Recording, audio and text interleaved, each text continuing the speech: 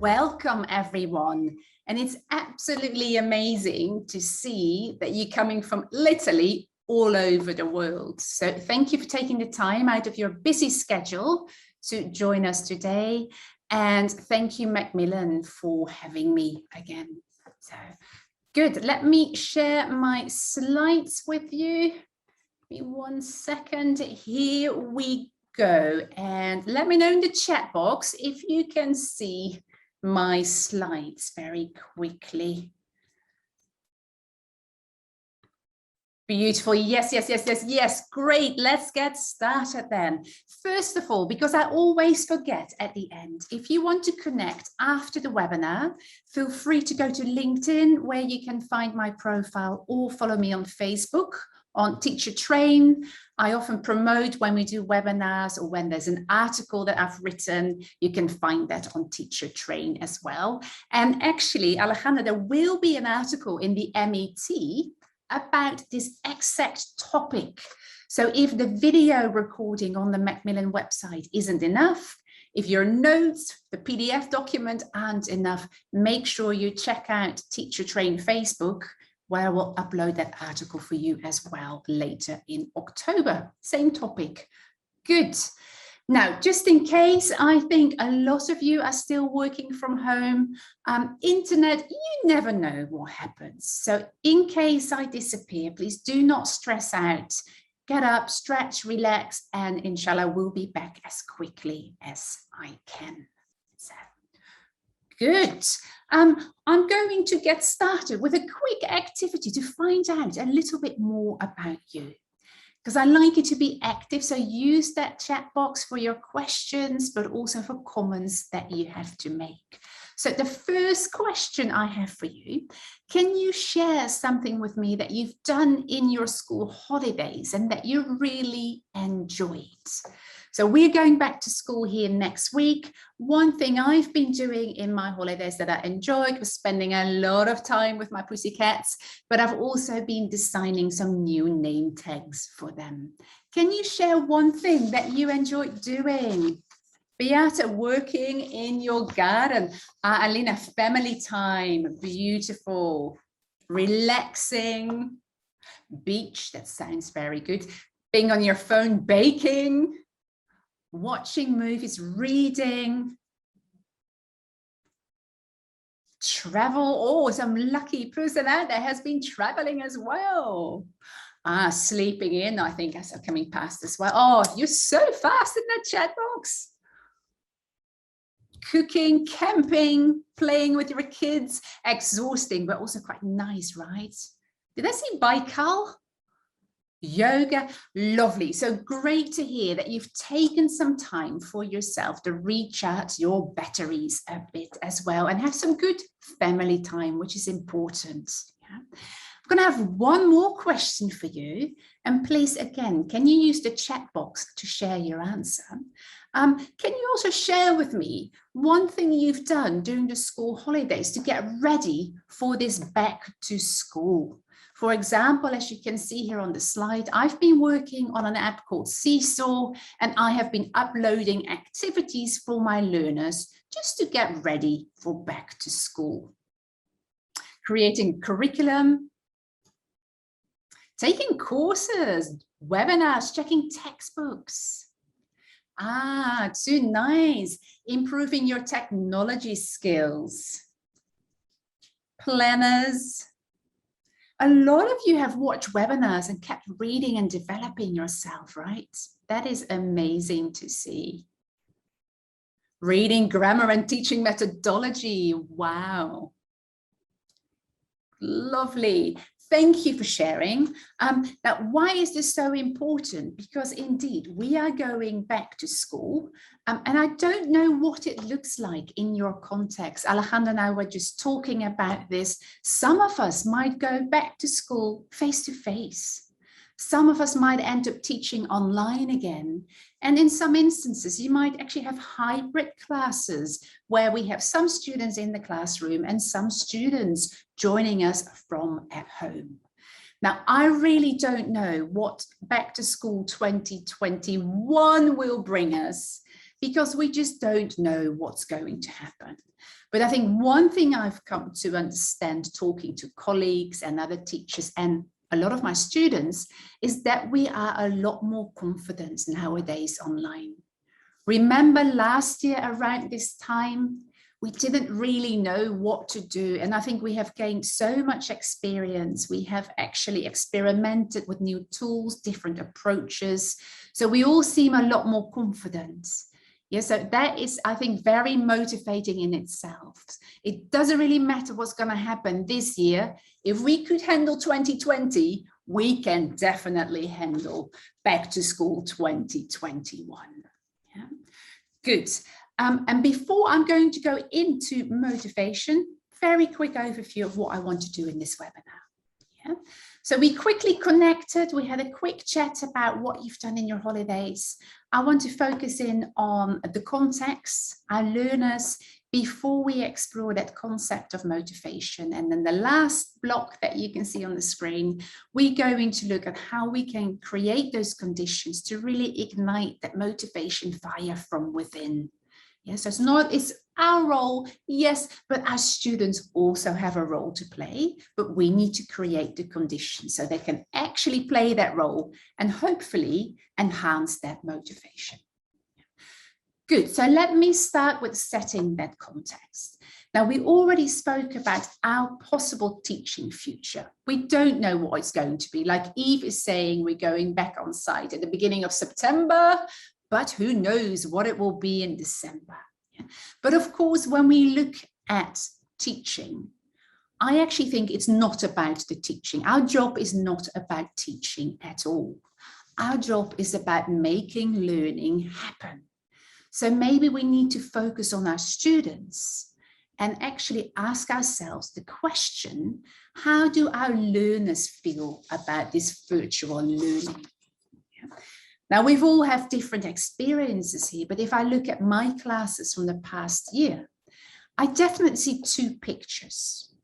Some of my learners really enjoyed this online learning experience. They seem quite happy.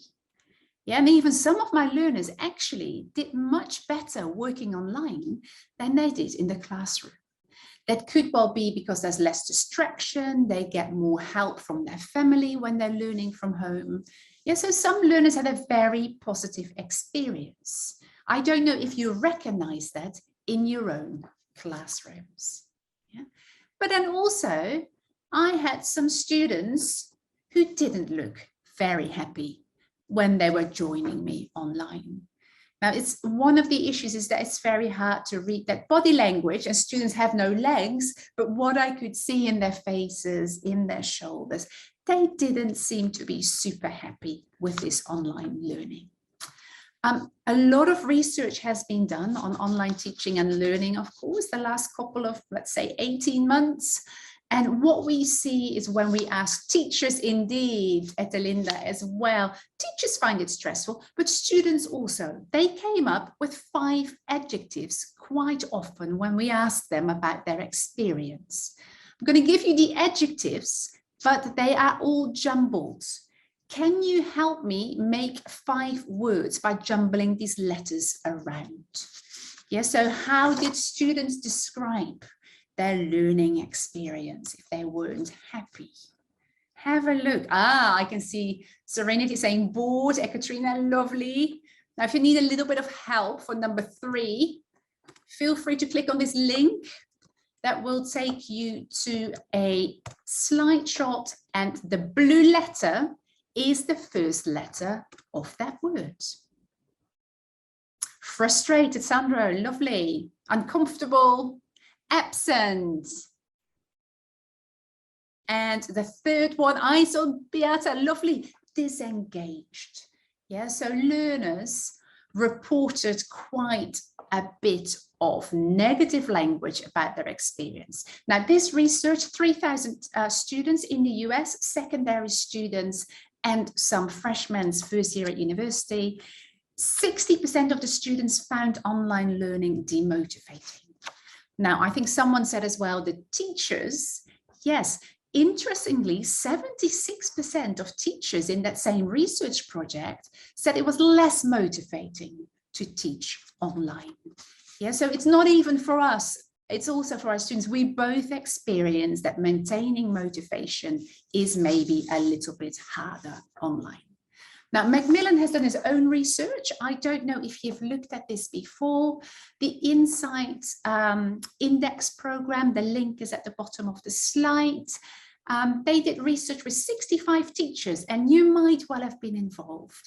Teachers from Brazil, Mexico, Poland and Spain. They were interviewed the end of 2020 and in March 2021 again about their experience. And what Macmillan, if you go to the website, you can read the research project. What came out of that, it said that teachers have adapted in amazing ways. And I think that's true. We should be proud of what we've done in our community, but they also had very similar challenges. And one of those challenges, indeedly said, would be it's stressful, it's hard to teach this way, it's more difficult to get students motivated and keep them engaged compared to a face-to-face learning environment. Now, I don't know if you recognize this because, of course, it depends on your context, depends on your students, your Wi-Fi connection. There are lots of variables that really impact this. If you recognize this, yeah, it's not a surprise because for years they've been researching online asynchronous teaching and motivation levels are usually lower. Also, this is not a new challenge for us teachers because I'm pretty sure you also recognize this from the face-to-face classroom.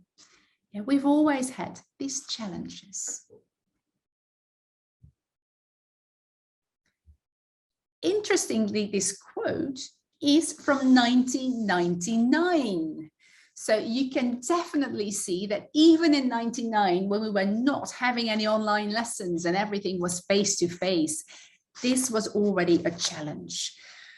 Now, it makes me question as well if it's actually realistic to expect that 100% of the time all our students are motivated. I think that is something that's very hard to achieve and maybe not realistic because we're working with individuals and everybody is unique. But there is a lot that we can do to create conditions for intrinsic motivation for our students in the online classroom. So let's have a closer look at motivation. But before I'm going to give you those practical ideas, I think it's important that we know we're on the same page. So in a minute, I'm going to show you 3 definitions of motivation. And you can choose the definition that you like the most. So in the chat box, just type A, B, or C, your choice. What do you think describes motivation, or which definition describes motivation the best? I'm going to be silent. And you read and select your choice.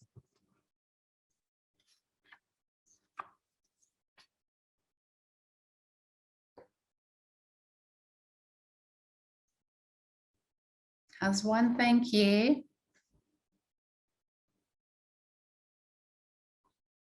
Shireen, nice, a wish to learn. Oh my goodness, that chat box is going crazy. I see A's, I see B's, I see C's. Thank you for being so active. It really means I'm not alone talking to myself in this room. Wow, this is absolutely fabulous. Thank you so much for sharing.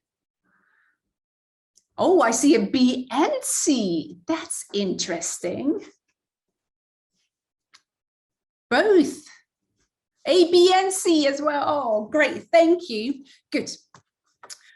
Now, this actually, seeing some of you answering B and C and A and B and maybe C, this already shows you how complex motivation is. So the concept, first of all, it depends very much on the person. What I might find motivating, Alejandra might not find motivating at all. The second issue with motivation is, of course, what does it look like? Yeah, when I look at a learner and I think that student is very motivated, you might disagree with me because you have a different picture in mind of what a motivated learner looks like. So it's not so easy. And Angelina, yes, Here we get even a more complex level. Motivation has many different definitions. It has been studied since the late 1800s, and I think there are 20 different views on motivation that are quite popular in psychology and educational psychology.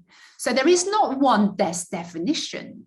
If you have answered A, B, or C, they are all correct. So it's really a complex concept that we're talking about, but it comes down, like you said before, to a state of mind or a mental state that makes you decide to take action, or maybe not. Yeah? So the first definition, if you have chosen definition A, this is a view on motivation that comes more from a behaviorist point of view. We do something because we want the sticker, we want a high grade, and we avoid doing something because we don't want that punishment or the consequences from the teacher.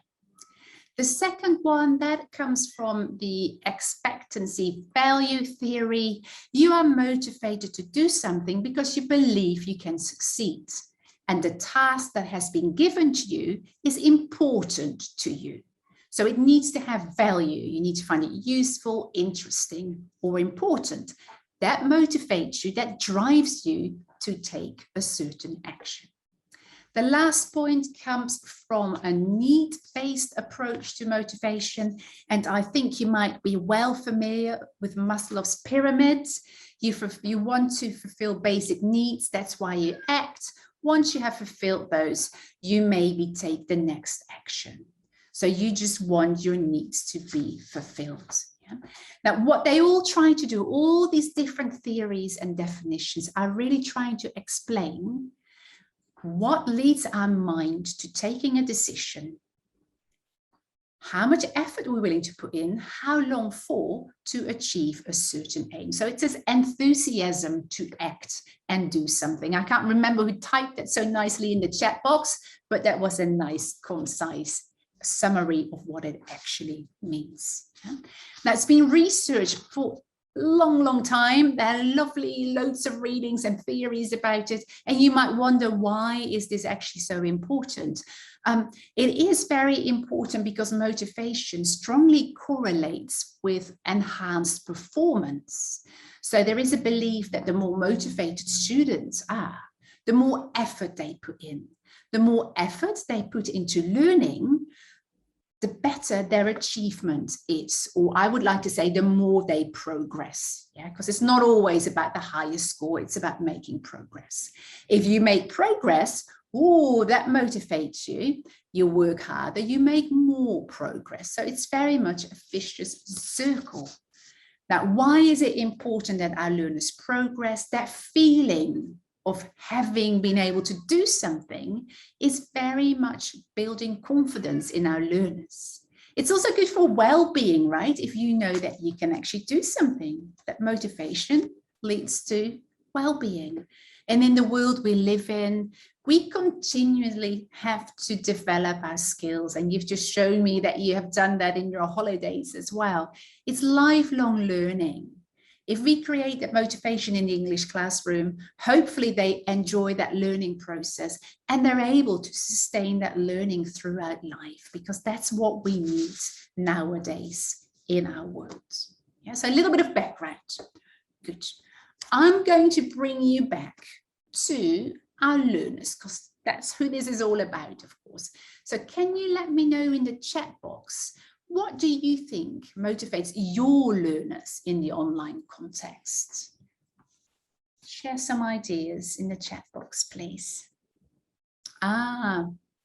Parents, games, grades, fun activities, gadgets. Oh my goodness, this is going so fast. Rapport, conversations, collaboration. Tasks, so the activities you select for them.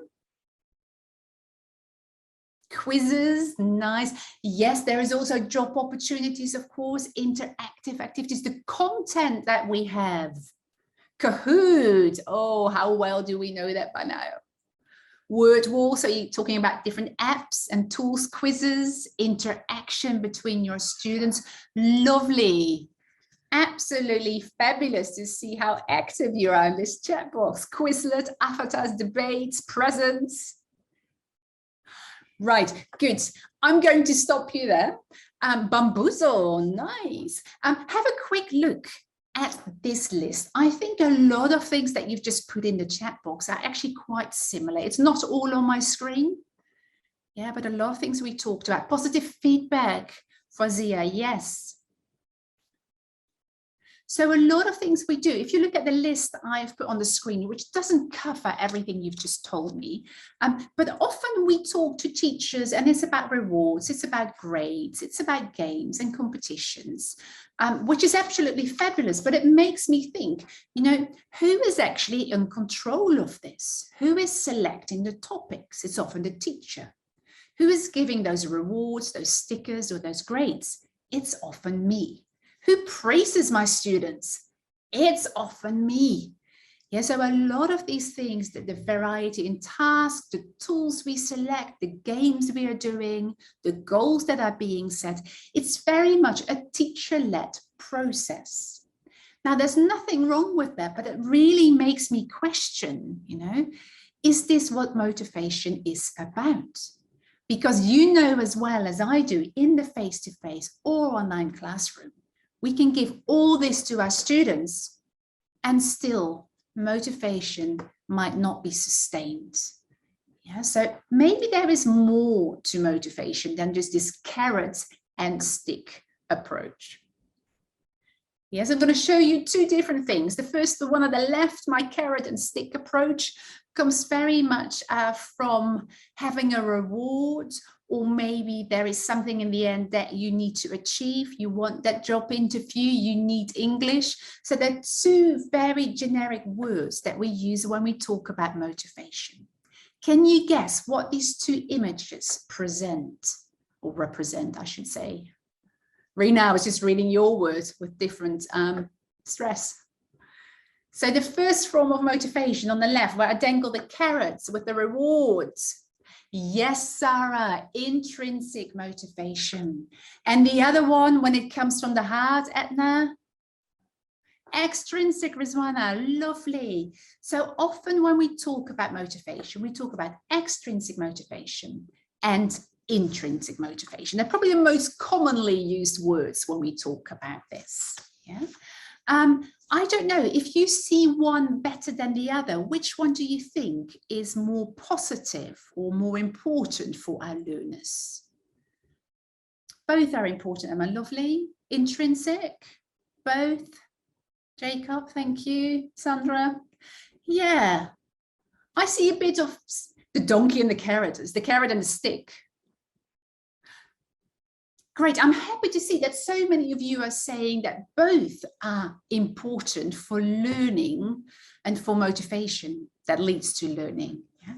Because I think one of the problems when we look at teacher education and a lot of research on this is quite often they are sort of contrasters. So it becomes a bit like one is better than the other. So we might say intrinsic motivation is better and extrinsic motivation is sort of displayed as something that's not so positive. Yeah. However, both of them are useful. Extrinsic motivation also has its place in the classroom. Yeah, both indeed are good. Few things to be aware of. Yeah. So in the past, we probably used to look more at extrinsic motivation. We had stickers, rewards. That was that behaviorist view of motivation. Over the years, we have moved more to valuing that intrinsic motivation. And we've come to the realization that it's not just the carrot and the stick. It's also a lot of cognitive and affective processes that go on within the students that make them act or not. Yeah, so we have changed and see how important those intrinsic conditions actually are. Now, when we look at when is extrinsic motivation useful, extrinsic motivation is very useful if your students are not motivated at all. Yeah, we need to get them to do something. Yes, they get a reward, they get a sticker, and they do it. The beauty of this is when they do that task, they might actually slowly develop those skills or that knowledge. And all of a sudden they think, oh, it's actually not that difficult. I'm slowly starting to enjoy it. So that means that extrinsic motivation can lead to intrinsic motivation, which shows us that motivation is not fixed. It's very much dynamic. Yeah? Also, when we look at this, you have to be aware of the fact if your students are already intrinsically motivated, that extrinsic rewards can actually diminish or reduce that intrinsic motivation. So one example, we often praise our students, which is beautiful. But if we praise our students for tasks that are actually very simple and require very little effort, you're actually reducing that intrinsic motivation. Yeah, so be aware that if you praise them or give them rewards, it needs to be for something that actually took them effort and made them work hard, because we don't want to reduce this intrinsic motivation. Yeah. Now, here we go back to the dichotomy, which actually isn't true. It is more of a continuum.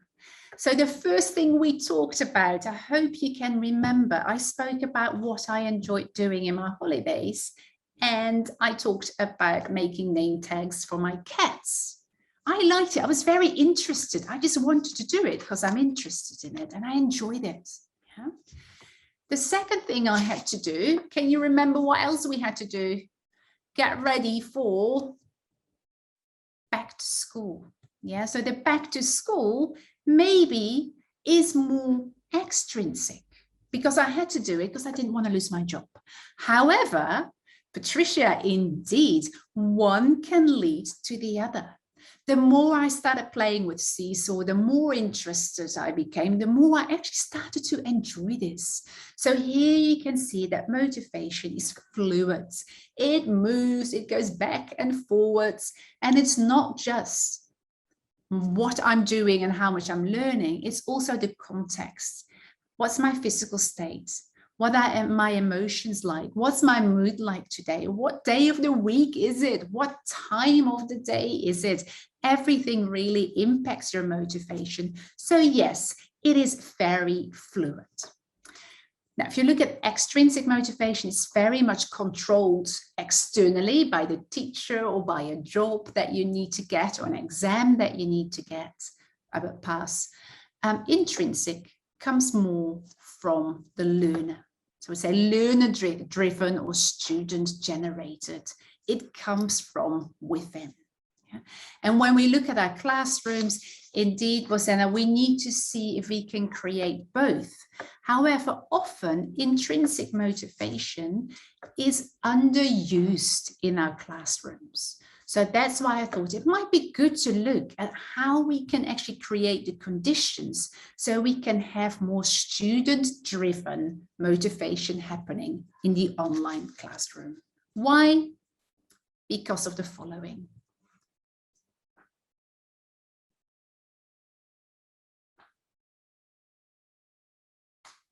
Yeah, so it's not that one is better than the other, but in the long run, the learning you do because you really want to do it and enjoy it, that learning is much more sustained. Yeah, it stays with you for longer. Good. So let's have a look then at how we can create those conditions for learning. Yes, of course, those rewards, they have to be very timely when you give them. Otherwise, they don't know what it's for. Yes. Good. So creating the conditions. I'm going to take you to a theory you might be familiar with already. The self-determination theory was developed by Decky and Ryan. 1985 was their first publication, but they have written about it continuously. So there's work from 2002 and onwards if you want to find more recent work. But it builds on this intrinsic and extrinsic concept. And what they are looking at is really what are the conditions that we need to create for our learners in the classroom, face-to-face or online, that allows them to actually ignite that fire from within, that they want to do the activities that we create for them. And they believe there are 3 key psychological concepts or needs that we need to meet in our provision of activities in the classroom. Yeah. So first we need to make sure that the activities we design for our students, that students are able to complete them successfully. It's very important that we get the feeling that we can succeed, that we believe in that success. We can do it. I mean, you can't imagine anything worse. You get a task, you look at it and you think, well, that is way too difficult. I can never do this. That's not very motivating. Yeah. So think about, can they actually succeed? Then we also want to think in the design of our task on, do learners actually have some agency in the classroom and in the learning process? Do they have a say? Do they have a voice? Do they have a choice? So how can we make them responsible for that learning as well? The last psychological condition, they believe it's very important that there is a sense of relatedness. Students need to feel valued in our classroom through the activities we do, and they need to feel connected to you, to each other, but also to the content and the materials that you use in your classroom. So I want to explore these 3 concepts with you in a minute, but like I said before, all these ideas that we're talking about today, of course, they're very context sensitive. Yeah, they might work with one learner, but not with another learner. Yeah, we don't know what their mental state is. So everything we do, how motivated people are, really depends as well on their emotional state, their physical state, what technology is available, how well it works. So keep that in mind. I'm not going to give you a magic pill or magic potion. Yeah, I'm under no illusion this is going to solve all the challenges that we face in the classroom, face-to-face or online. But hopefully it gives you some food for thought that you can think, maybe I try some of this and see actually if my learners become a little bit more motivated. Because that's the other thing. I don't think we need to believe that all our learners should be motivated 100% of the time. That is not realistic. If there is progress in their motivation and we offer something to all our students at different times throughout our lessons to be motivated, then I think we're already doing a great job. Yeah? Now, quickly going back to these, what I'm going to talk about, you can use in your face-to-face context as well. But I do think when we look at creating opportunities for autonomy, creating those opportunities for competence, maybe the online classroom offers us better opportunities there than that the face-to-face classroom does, because we can more easily provide autonomy online. Yeah. However, relatedness might be a little bit harder to achieve when you teach online. But if we use the right tools and we plan it in, I think that also can be achieved. But we really need to be aware of what we're doing. Good, so let's explore that first concept then. So when I'm designing my lesson plans for my students, I really try to think about, okay, do the activities or the learning experience I'm creating, does it enable my students to be successful? Yeah. Now, before I'm going to give you my ideas, what can we do in our teaching to make sure that our students can feel successful? How can I achieve this in the way I plan and deliver my lessons? What do I need to think of? Any ideas from you here, please? Abia, scaffolding. Yes, clarity.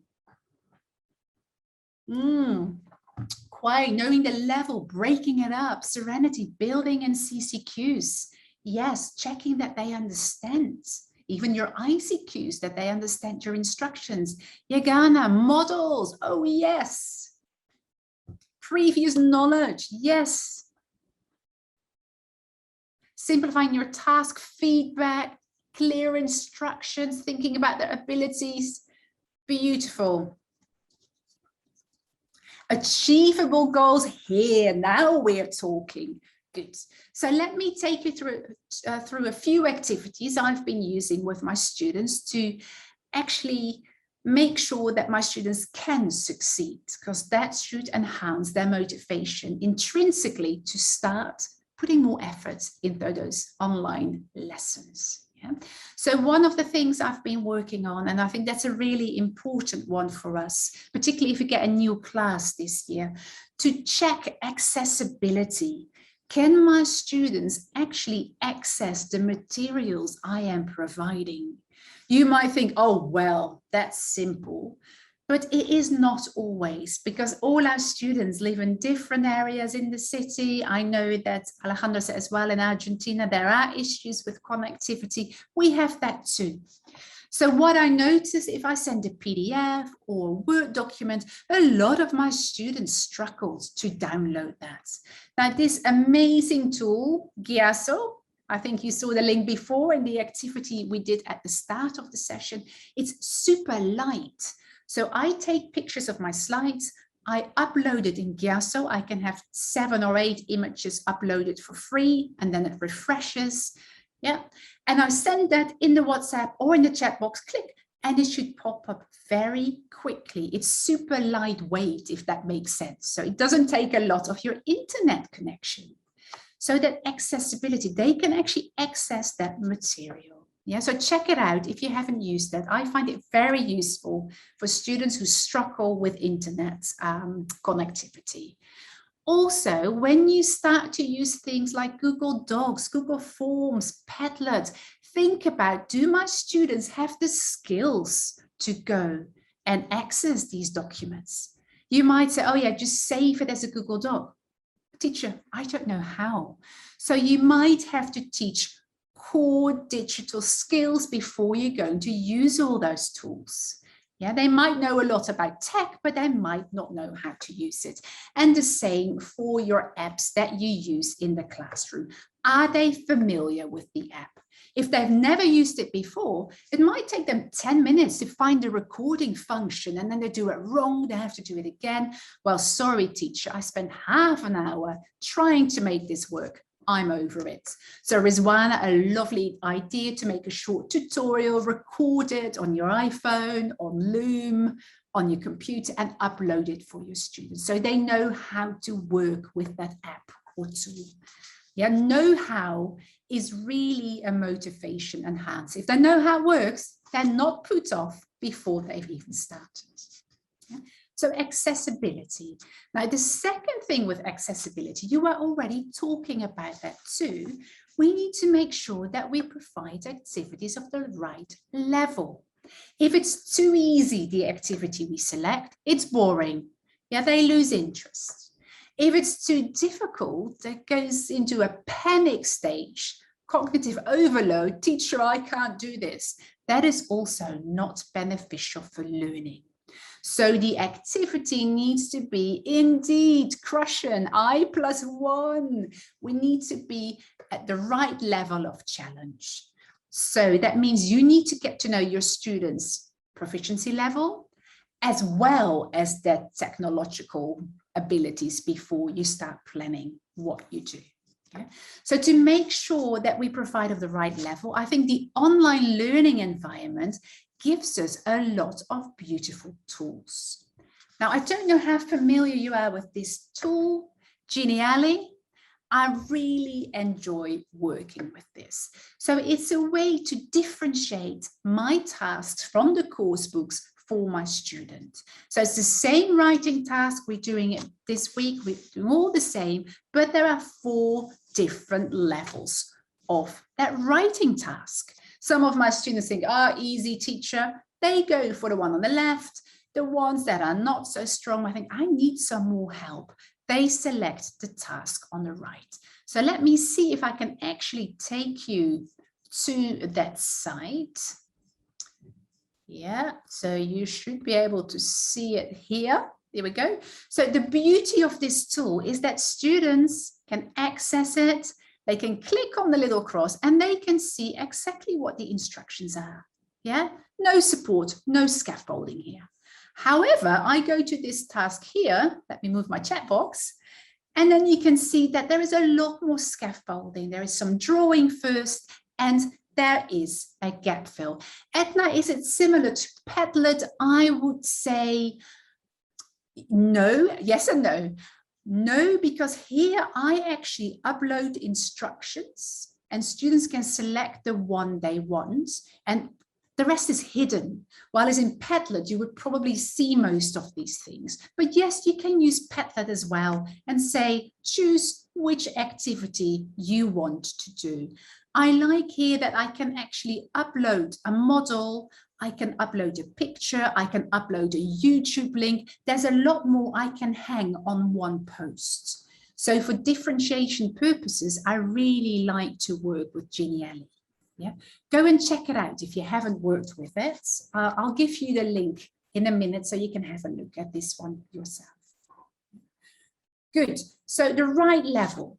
Now somebody also, it's free. Yes, it is free. Some of the things that we want, we have to pay for, but I've never had to use that, Anna Lilia. I've just been working with what was free, and that does the trick for me. But of course, you can use your Jamboard or Google Docs as well, but I really like it. So go and check it out. At the end of the webinar, I put the links in for you. Good. The other thing, of course, somebody already said in the chat box, we need to know, or the students need to know exactly what they need to do. So accessibility is one, setting very clear instructions, making that learning visible is the other thing we need to think of. So our instructions need to be clear. Ideally, you show them what they need to do as well. Show is always better than tell. And one of the tools I've been playing with is Seesaw. Yeah, so Seesaw, I'm going to show you what I've been making with my students. So I have created activities for my learners, and let's move to this one. All about you. They can read what they need to do. Some of my students struggle with reading. They can play the instructions because I've recorded my instructions as well. They can read, they can listen, they can do both at the same time. And also there's a model task, which I talk them through how they need to complete it. You can actually hang up the one that you have completed. Yeah, it's your choice. I've just put the model up here, and as a class, I showed them one that was complete. They can do all the tasks in Seesaw, which is really nice because you sort of create a journal of activities. So parents can also look at this and they can actually see the progress their students have made. It's very inspiring for students to see how much they have improved. Yeah. Get my chat box up again. Somebody was asking something about Seesaw. Is it suitable for higher education? I think you can use, I use it with my IELTS students, and I upload models of writing task 2 and text as well. We often use it in primary where the parents have access. Although if you want, you can also use Edmodo, but that doesn't have the multimodal instruction setting, which some of my students benefit from because they can hear me say it while they read the text. Yeah. Good, so I'll send you that link later as well. Yeah. Good. The other thing I find really important now we work online to keep students motivated, they need to know that they're actually going in the right direction. So making yourself available for questions, making yourself available for a chat if there is anything they want to discuss, that really reduces that anxiety. And as we all know, anxiety is not good for learning. So making yourself available means that students can talk about things, ask for clarification, continue with their task, and actually enable themselves to succeed. Yeah. Different ways of doing this.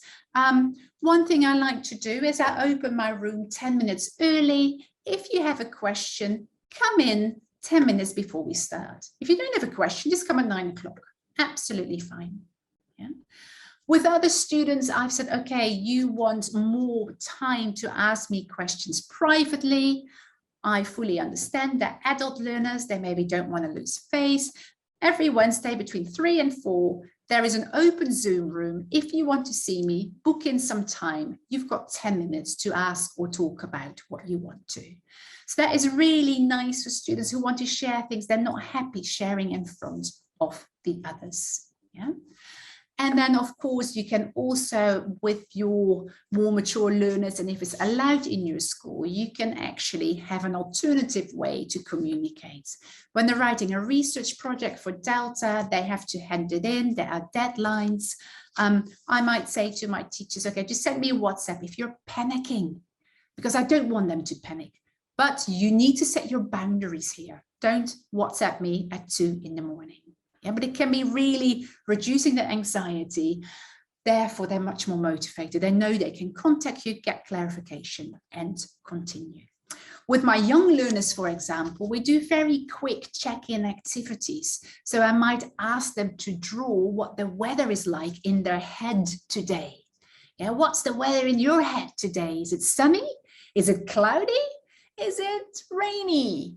And then they might show me a very sad face or rainy clouds. I'm like, okay, so they're maybe not so happy today. Let me keep an eye on the students, see if you can have a chat, maybe contact the parents. So you really are there to give them the guidance and support that they need, which is much harder online because we don't have that spontaneous contact that we normally have in the school. Yes, and asking about their feelings, Cross, definitely. And it's much harder, right? We just see them. We don't really have as much contact online as we have face to face. Now, the last thing to make sure that they can actually successfully complete tasks is I often use a lot of checklists. Now, again, this is uploaded in my Seesaw, and the students can check before they hand in their writing. Yeah. So they can actually take the annotation tool, check it themselves, send it to me, and they might think, oh my goodness, I haven't introduced my character. Oh, teacher, can I go back and rewrite and add that in? Yes, that's fine. So it gives them a responsibility in the learning process because they're checking before they hand it in, but it also gives them the opportunity to correct what they feel they're missing. So when they hand it in, they actually have a good chance of succeeding in their task. And that is such an important feeling, to be motivated that you know you can actually succeed in what you do. So in summary, these are the 4 points I spoke about when we talked about competence. Yeah, making it accessible, making your task clear, giving them, being available so you can reduce the anxiety. And with those checklists, I'm really developing learning strategies. Zara, beautiful. By using those checklists, they can actually become responsible in the learning process. So they're actually becoming more autonomous learners, which I think is important because online there is always a lot of work they need to do self-directed. I'm not there the whole day to monitor and to scaffold. Yeah? So indeed, I'm going to take you to autonomy now and talk a little bit more about that. So again, my question when I develop activities for my learners, I really want to think, does the learning experience give my students actually a feeling of agency? Do they have some ownership in the learning? Do they have some responsibilities in my classroom? And maybe do they get the opportunity to make some choices in their learning? Yeah. So can you share in the chat box, how can we give learners autonomy? What do you already do in your lessons? Angelina, nice. You can create a checklist with the learners. Yes, based on the goals you have set, you can create your success criteria. Yeah, very nice way. I often do that with my younger learners. Haswan, a choice board, internet research. Zara, yeah, they giving you ideas. Nice. Self-made task. Ooh, choices, Khalud. Project-based learning is a lovely one. I think there's a webinar on that. I think on September the 9th, if I'm not wrong. Yes, flipping, Serenity, flipping the classroom. Tell them to teach you. You know, we learn a lot from teaching, right? So they can actually peer teach. When you do a revision unit, that's a great opportunity. Peer assessment. Lovely. Oh, great to see you already have so many ideas about this. Great. Now, again, autonomy is really important. When you have some ownership, you're willing to put more effort in, your performance enhances, you become more motivated. And again, that whole cycle begins again. So some of these ideas, I think you're already doing. Flipping my classroom. Yeah, so this is an example. I'm not sure if Dave is happy with the picture, but Gateway is a course book from Macmillan, and Dave has made lots of videos that you can watch before you actually do the grammar units. If you don't have that in your course book, doesn't matter. You create them yourself on your mobile phone, or you use Loom, whatever you want to use. But me showing my students, I trust you. Before you go to class, I want you to watch my video on present perfect past simple. Yeah, watch it. They can watch as often as they like. They get the basic ideas. They come back to class. I might check their understanding, and then we can go straight into the practice and production, which we often don't have time for online. Yeah, so it gives them that trust. I have trust in you that you can do this at home, but also I can build on that knowledge that they already have when they come back to the classroom. Then another way, I think somebody already said, we have student-generated content. I love my students to bring ideas to the lessons. My teenagers love YouTube clips and Vimeo. Excellent. You want us to watch this as a class? Great. Tell me why. What can we learn? Write 5 questions for the video. I might check it, adapt it, and we might actually use it in a lesson. Super motivating that you can actually see your own materials in that lesson being taught, right? Maybe you don't want to watch videos, but you want your students to bring their own images in. Selfies, for example. So here we're talking about somebody in your family. I want 4 pictures of somebody in your family. What do they do during the day? And my young learners came back with their kitty who just sleeps, sleeps, and sleeps. Somebody else had a picture of their father who just make breakfast, does some work, goes cycling, and then reads them a story. So we have different pictures, generate language, compare and contrast, and the lesson is very meaningful because it's actually about students' own life. Very young learners, I just get my learners to draw one thing they really enjoyed this weekend. They draw it, they hold it up to the video, and we talk about our experiences. Again, compare, contrast, colors, feelings, so much that you can actually do with this. Yeah, so it's very motivating to see their own materials being used. Now, the next one I think is not a surprise. We're going to talk about giving your learners choice. However, is it really choice, or should we say it's more options? Because choice is that you can do whatever you like, which of course we can't allow in the classroom. We would give them options. And that's absolutely fine because it's not about choice. It is the perception of having a choice that actually is critical for motivation.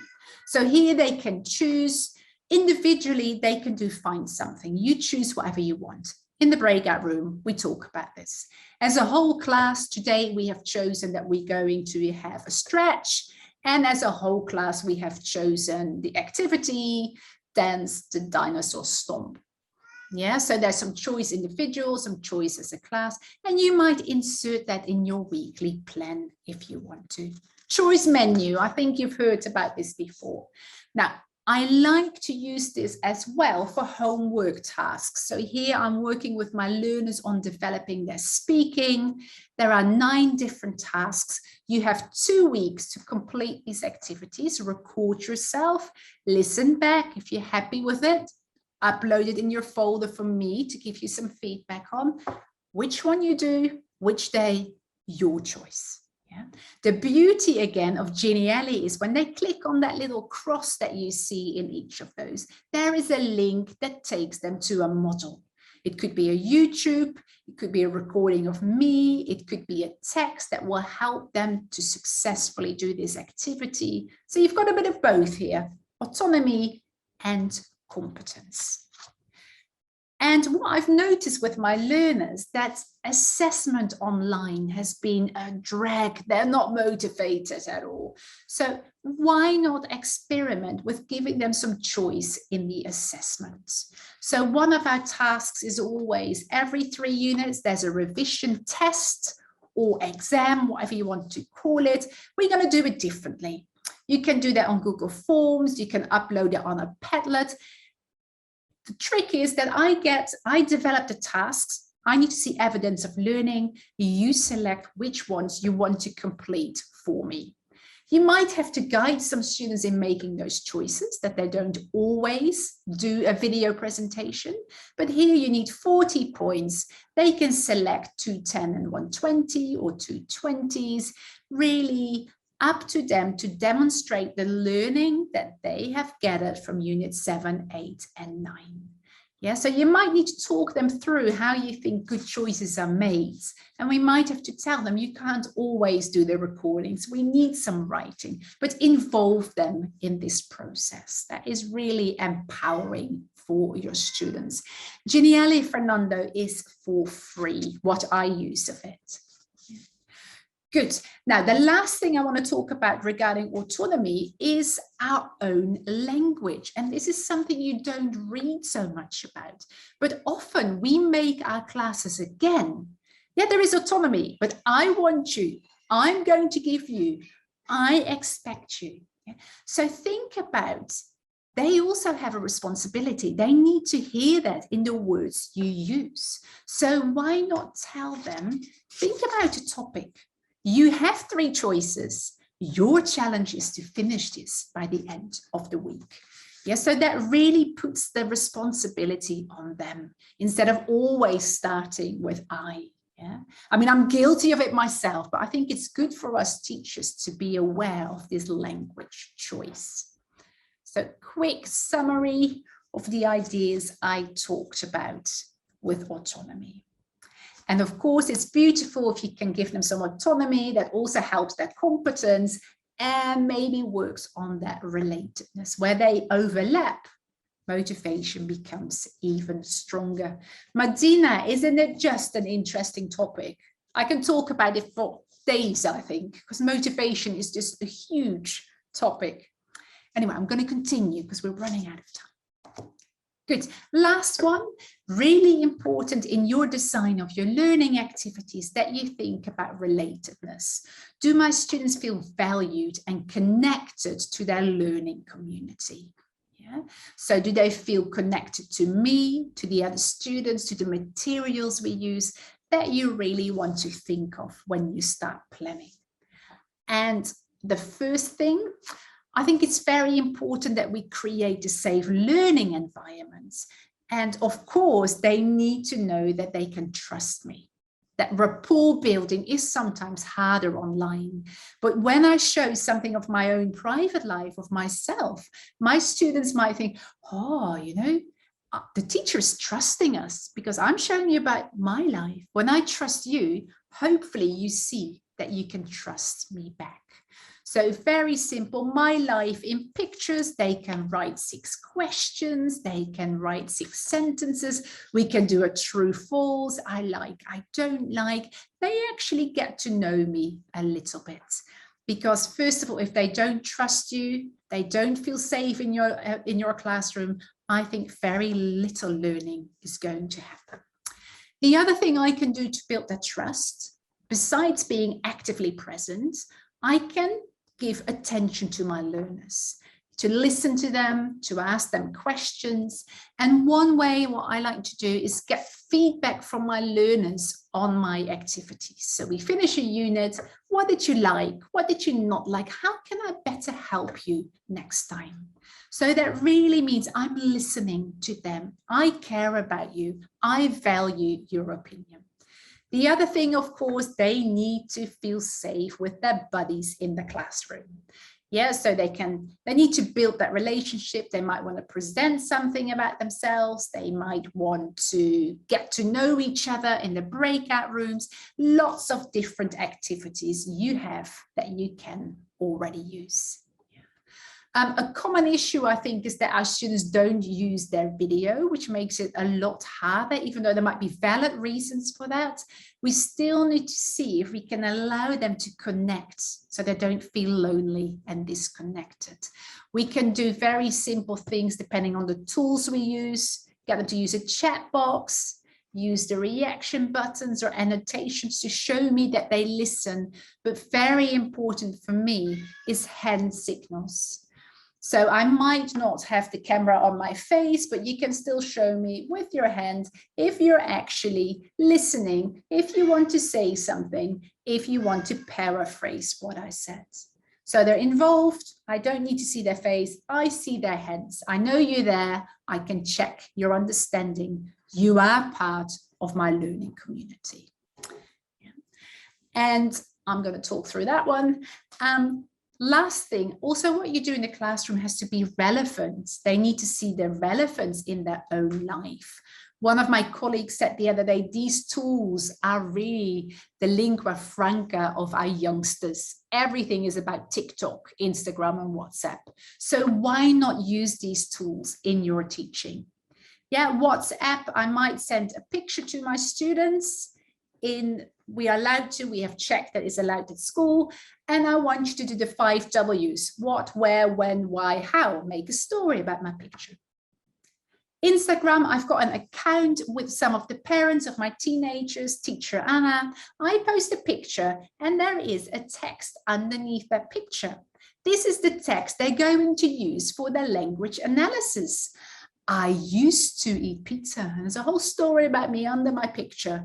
And the questions, the CCQs, they can find in that text. TikTok, very quick 1 minute, I'm revising the grammar we've done online. Students that need that support can watch it as often as they like, and that again gives them competence as well. Yeah, so it's new for us, but they are familiar with these apps. So I probably say that relatedness is something that's probably the core of our teaching, building those relationships. Make time for that because it's super important and maybe a bit harder online. Yeah. So here's a summary of those 3 things I just spoke about as well. And I'm going to finish off, Alejandra. I've got one more thing to tell these beautiful active teachers in the chat box. Good. So it's not all about the learners because we have a role to play as well, of course. Now, our role is not to entertain our students and to motivate them that way. Our role is to create those conditions that they can actually ignite that motivational fire from within. But for that, I think it's really important that you show your passion for the topic, your enthusiasm, you show that you care, and above all, you show who you are to your students. But for that, you need to think about your own well-being, right? Otherwise, we cannot give. If we have nothing to give, we can't give. But please think about showing your love for the language we teach, for the students we teach, because I really think you being you will help to make this cold digital learning environment more human. And that really is important to lay the foundation for motivation and success in their future life. So thank you so much for being here, for being so active, and for having the patience to listen to me. I hope I've given you some ideas that were useful. Thank you, Anna. It's been a great presentation, and thank you everybody for this participation. Anna, I've got a few questions, yes? The first one, you spoke about assessment, online assessment, and one of the teachers is asking if they should focus on accuracy or fluency, thinking about motivation. Well, that's a very good question. I think, again, as we spoke about before, it really depends, first of all, a little bit on your curriculum. Are your students maybe getting ready for that exam they have next week and they need to have the correct answer? But it also depends on the skill that you're doing. If my students have a writing task, I think I really want to look at the message, the layout. Do they get the message across? And then maybe pick up on 2 or 3 items that are accuracy related. I think it's quite difficult to say one or the other. They're equally important depending on the context, I think, Alejandra. Definitely. Yes, yes, I agree. Definitely. And just to round up the idea, what about, another teacher is asking, for strategies to develop cooperative learning? How to do this? Yeah, online. Ooh, I think again, it depends again on your age group, of course. Do you need to teach them this, or can they already work together? Because with young learners, it's first of all not natural to some of them yet. If they're in the developmental stage, it's all about them. When you work with teens, I really think we need to have clear expectations and rules of behavior in those breakout rooms, and maybe give them some project work, so they actually have to work together to succeed in a task. You can give them a role. So we work in the breakout room, and to succeed together, to force them in a nice way to work together. One of you has the role to take notes. The other one has the role to report back to the teacher. One has the role to manage the time. It's a tricky question because, again, it's very dependent on what you're doing and what age group you're working with, I think. Exactly, Yeah. exactly. And personalization is also very important there as well. Yeah. Okay. And somebody spoke about it as it's like a local reality, but it may happen to some of us in different parts of the world. Rihokan, and I don't know if I'm pronouncing the name properly, but he asked about strategies because apparently he teaches truck drivers who have to travel all the time from one place to the other. And so I guess from the question that there is no consistency in the lessons, in attending the lessons, in connectivity. So any tips for that situation? What happens when a student comes for a week and then disappears for another week? I guess that is the question. Oh, I wish I had a solution for that. I think if all my students were in that situation, I think maybe we need to do more self-directed learning. So okay, we meet twice a week only. The rest could be asynchronous online, and then I might meet each individual student half an hour individually each week, because it's very difficult in a synchronous context when people keep on disappearing and popping up. So maybe asynchronous and set a final deadline or an end date might be a better way to make sure we're all on track. It's really thinking about the opportunities that online tools and platforms have on offer there for you. Yeah, and also on objectives and materials available, so many factors, definitely. Yeah. Well, Anna, it's been a great presentation. Again, I would like to thank you very much and thank you everybody. But before we leave, we have to speak about other things. Let's see if we can go on with the slides. Daria is going to show us. Good. Can I just say thank you to all the teachers for being so active? That was absolutely amazing. And thank you so much, Alejandra, for having me. And I'm going to. It's been a great pleasure. I would very much like to have you here in my country. One day, I hope to come to Argentina. Okay. Just a reminder.